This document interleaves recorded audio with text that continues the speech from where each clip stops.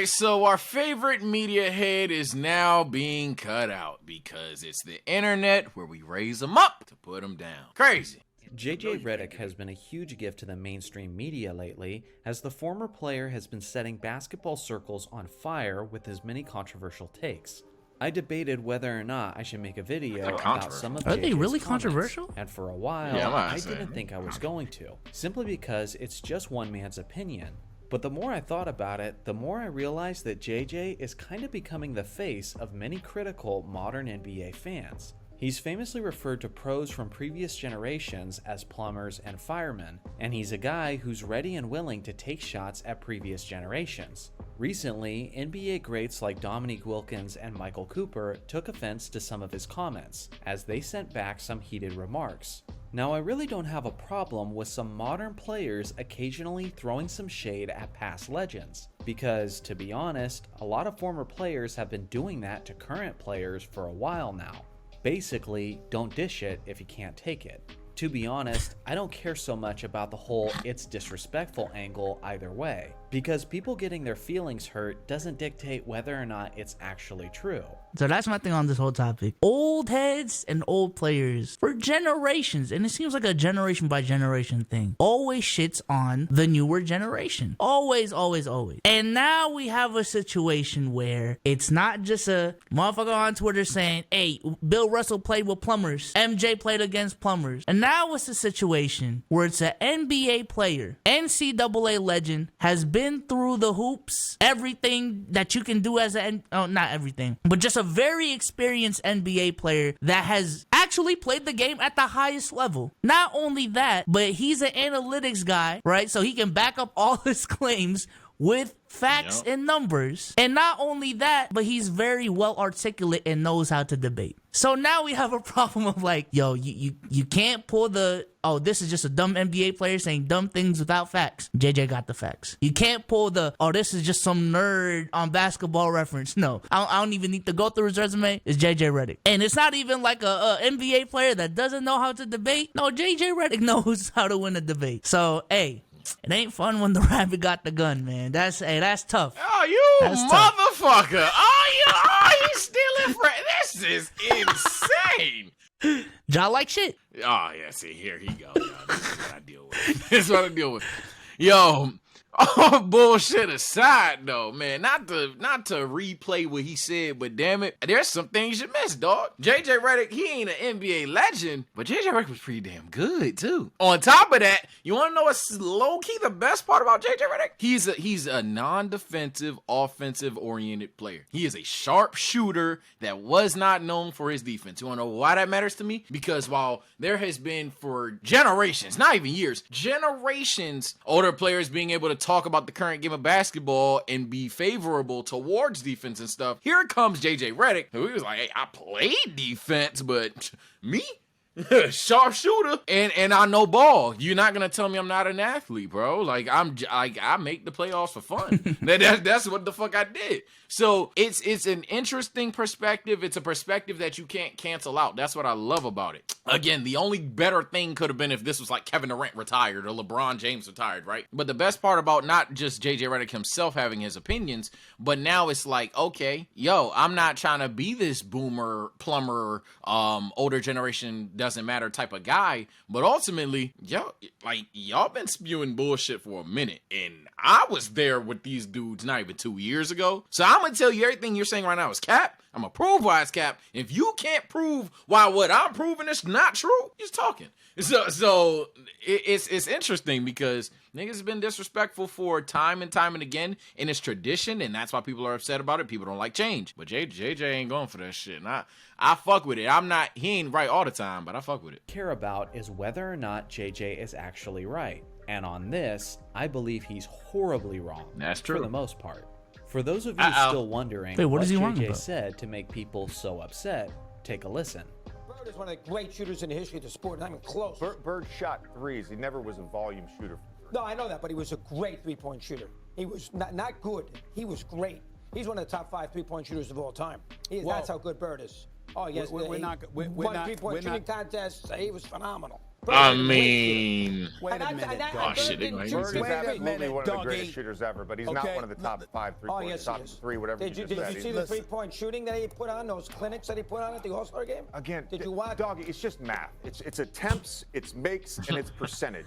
And there's no way you could ever argue Larry Bird is a top 3 three-point shooter of all time. You can't make that argument. You're basing it He's on one math. of the, he's You're one of the best basing it on shooters ever. math and a time of when he played. I'm basing it on just shooting. Bird is a unbelievable. Again, we had this discussion the other day. We had this discussion the other day about James Phenomenal. Naismith. James Naismith invented the game. You were rewarded for putting the ball in the basket. There's plenty of people that have Yo, shot I more, hear made you more, saying and guess what? this. Made more at a higher percentage than Larry Bird from 3. I'm not Yeah, saying this Larry nigga's Bird is not one of the greatest shooters Why ever. is his tongue He's out? not one of the Put your greatest tongue three-point away. shooters ever.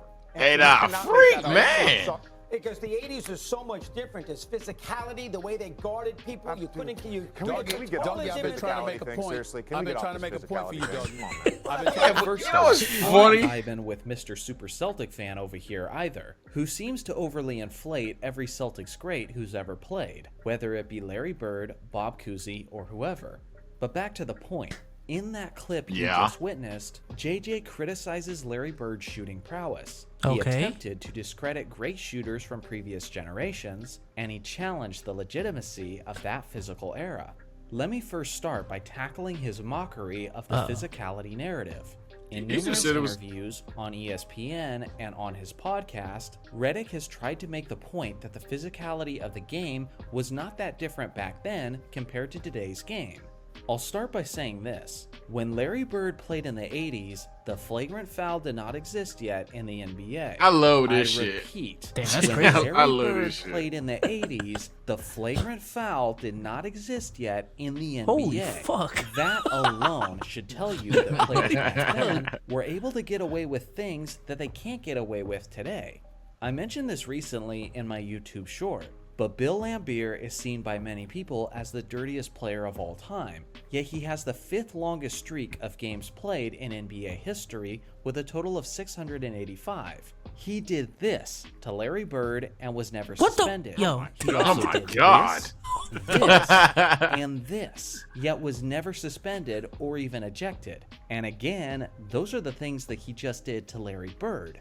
On top of the fact that you could just clobber guys, the defensive 3-second violation wasn't introduced to the NBA until the early 2000s. I think the problem, though, is that these old heads are making this. And it's fine to say that the 80s was more physical, the 90s was more physical. I think, though, it's a discredit to the players of this generation to say that these motherfuckers would just be like nerfed like shit if they played in the 80s and 90s. I think that's the problem that JJ Redick has, right? It's like I don't think he has a problem with Dominique Wilkins saying that the 80s was a tougher era because it was more physical. But when you say LeBron can't hang in the 80s because of Bill Laimbeer, when you say a motherfucker like Kawhi Leonard can't succeed in the 80s because of Bill Laimbeer, Russell Westbrook, you know what I'm saying, John Morant, even Damian Lillard, Stephen Curry, all of these guys can't succeed in that era because of the physicality, that's when I think we're joking. And I think that's the gripe that JJ Redick has. Man, Bill Laimbeer is 6'11", 245. Giannis Antetokounmpo is 6'11", 245. And motherfuckers from the 80s will tell you Giannis would die. It does not make sense. It literally does not add up. Giannis is stronger than him too, visually at least. Maybe he got popcorn muscles. I don't know. But yo, it's just whack. Now, and I'm not this new gen is the only way guy, because obviously, as bro said in the video, it was just some shit that legally you could do. I mean, you could do that you can't do now. So damn it, hey, motherfuckers was in the paint all game. Yeah, that's gonna make it dunking harder. It's gonna make layups harder for sure. Motherfuckers, I'm pretty sure back to the basket wasn't, I mean, I don't know if it was clean by the 80s or not. Y'all can fact check that and do your homework, I guess. But reality, I know back to the basket wasn't just something that was always there. Some motherfuckers was like, oh, you 6'2"? I bet. 1 Mississippi, 2 Mississippi, 3 Mississippi. I don't care if it's 10 Mississippi, nigga, I'm still here. So obviously the game was played different. Obviously it allowed more contact. Nobody's saying there were more contact. But when these players have an idea that these other physical specimens, these other all-generational athletes just couldn't compete, that's stupid. That's one. And two, I hate when people of that era glorify the peak physicality guys. That's my personal gripe. So like they go to, that's like if we try to represent defense through Draymond Green personally, through Marcus Smart personally. Like everybody in the league is Draymond and Marcus Smart. Shut up, my guy. We got Trae Young tomorrow type shit. Like we got Trae Young playing ball. We got like come on, bro. We more so like if we had to pick a player, we're like Alex Caruso. We play defense, but it's not lamp all the fucking time, but it's solid. It's good defense for sure. It's like that. I hate when they named the peak NBA players like Steve Kerr were in the league. Like, okay, Steven is not stopping LeBron, my guy. So that's my only thing. I don't want to rap too long. Which means that throughout the 80s, big men could simply camp under the basket and cause physical punishment to any player who tried to drive the lane. Not only is the flagrant foul now limiting that physicality, but now centers and power forwards are often away from the paint due to the 3-second violation, which equals more contact-free layups and dunks. The league is even simply if they camp not in the like paint, it used to be just in terms pull of its up. physically What? punishing style. And I'm about to honestly, say, yeah, I would hold hear on. someone out if they said that was actually a good thing. But come on, JJ, let's not act I like the don't league see it. hasn't drastically That's changed from its yeah. physically punishing ways. Not every are game was an crazy absolute bloodbath. Not in these the 80s. And if some older gentleman told you that, well, he was lying.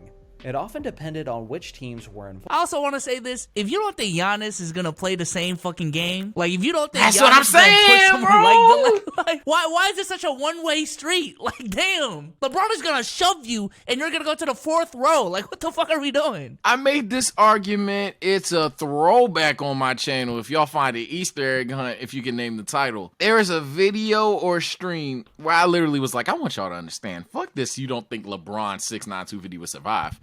You don't think he would dominate? let little Koozie get in the way of Bron. Man, that's your bitch ass off of me. And he is yamming. Oh my God, you give Bron armbar? You give him the Heisman? Oh Lord. Wanted to set a physical tone for the game.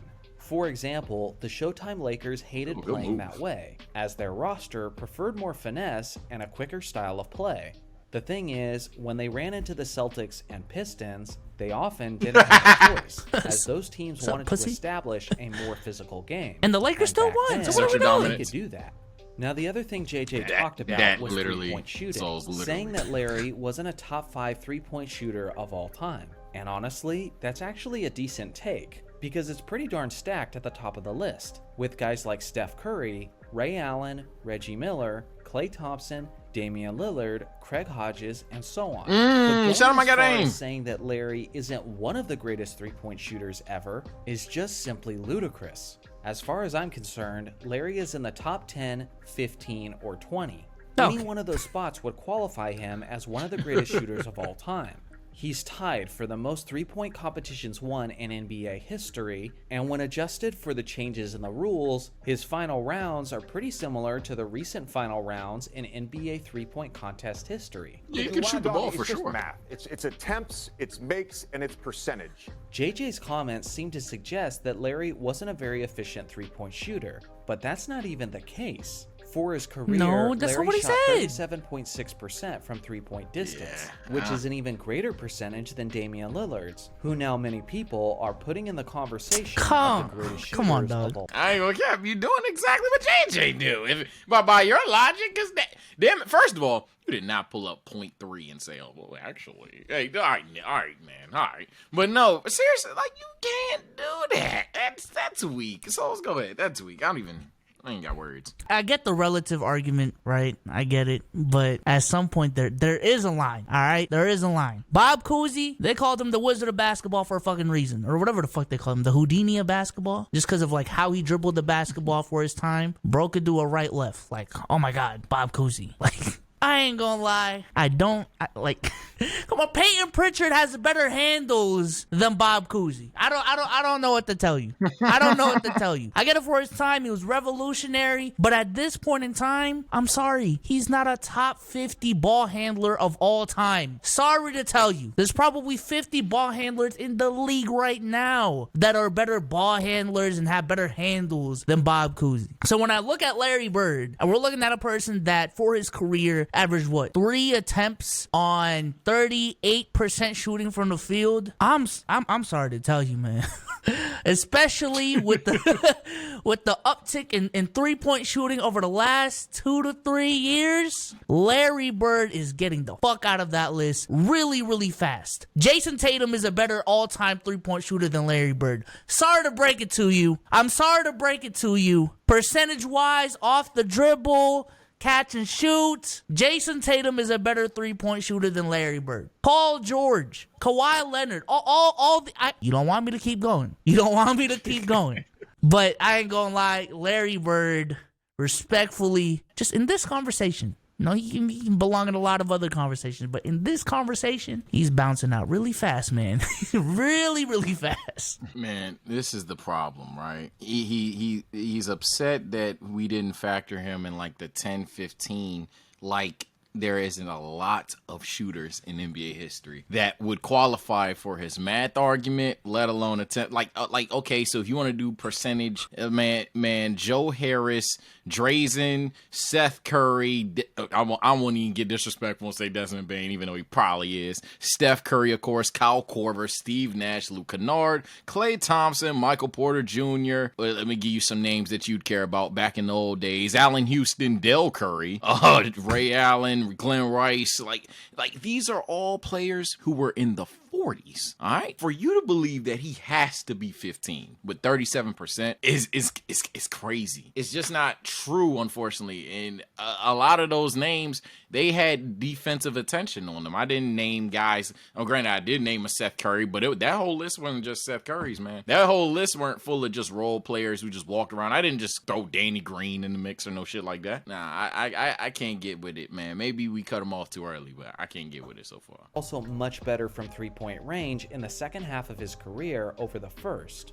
The reason for this is because Larry's rookie season in the NBA was also the year the league introduced the three-point shot, which was 1979. This means that Bird wasn't practicing the three ball throughout his years in high school and college. Instead, he literally developed his three-point shot during his years in the NBA, and he hadn't mastered it until the mid-80s, which drastically affected his career percentages. On top of that, Bird was an even better shooter when it mattered the most, as he shot 42.2% from three-point range over his career in the NBA Finals. That finals percentage is greater than the finals efficiency of both Steph Curry and Klay Thompson.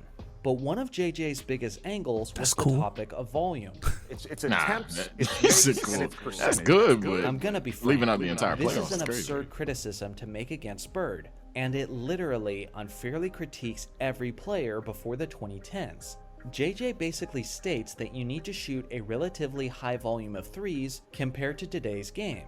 The problem is, based on that logic, no one who played outside of the last 5 seasons of NBA history has an argument for being one of the greatest three-point shooters ever. 76 years of NBA history, but apparently only the last 5 count.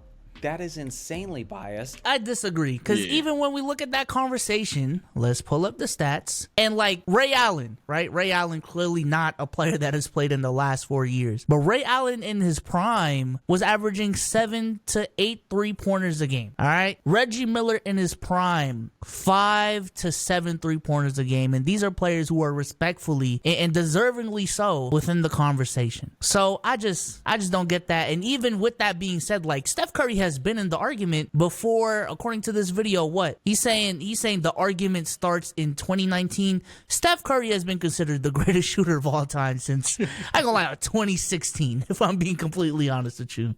So I don't like that point as well. And not just dunking on dude, not to say that he isn't articulate in any way, shape, or form, chat. It's just I just disagree. Like you have a guy like Hubert Davis, he took like 3.5 threes. Well, let me double check it. Yeah, he took 3.5 threes in the mid-90s, and he shot him at 45 and 47 separately. And then for the most part, he was shooting like 2.5 a night. One season, he shot at 49%. If you need a guy that shot even more, I believe Wesley Person probably got more. Let me double check. Yeah, Wesley Person shot 5 threes a night at 41%, and again mid-90s. If I gotta find somebody in the 80s for you, so be it, but I'm pretty sure that debunks the last 5 years, right? So it's just it's just that's one of them arguments that sound good, but it's not objectively true, man. Like Reggie Miller, people still credit Reggie Miller. I'm pretty sure JJ still credits Reggie Miller. JJ credited Ray Allen, so it's not last 5 years, man. That's a reach. That's gaslight of hell, and I'm with gaslighting. I mean, it's 2023, but that's what we do. But that's gaslight of hell. But I would also like to pose the question for current players: what do they need to do to be a greater all-time three-point shooter than Larry Bird? Because I feel like if you're just gonna pull that relative card, then it's unfair to current players who are, I don't know, averaging 10 threes a game on 45% shooting. I don't know. Like, are we really about to sit here and say that Larry Bird is a better shooter than those players that I'm talking about? Like, come on, bro. Come on. Yeah, at that point, it's just the feels bad. I forgot to bring that up. Yeah, at that point, you just feel bad. If someone shoots 10 threes a night, makes 6 of them, and you just do, let's say the math somehow checked out, and you're like, well, if Larry shot 10 threes a night, he'd make 6 too. But okay, but he didn't. And it's unfortunate that he didn't. I would have liked to see him have done it, but damn it, he didn't. If there's a way to formulate how far Bird could shoot if logo shots were popular and if he had been practicing, that's great. And maybe one day we can play NBA Xenoverse 3 and we can get Larry Bird in the 2010s, 2020s. But damn it, he didn't. So it's unfortunate. You can say what could have been. Souls is the main guy that sits on here and says, yo, if Jordan had grew up in this era, he would have been a better shooter than Kobe type shit. GOAT conversation wouldn't really be a thing if he was here type shit. That's fine. Didn't happen. Yeah. Braun the GOAT. Nope, Luka the GOAT. like it is what it is. So it's tough. Yeah, I'm about to say, I'm not going to sit here and say that Jordan is a better three-point shooter than LeBron. I'm just not. Yeah, it's just not true. It's just not true. Now, can we hypothesize? Yes. It's just not true, though. And short-sighted. Of course, shooters like Larry Bird, Reggie Miller, and Ray Allen would love to play in this modern NBA where more three-pointers are attempted. And holding the fact that they didn't against them is simply an absurd standard.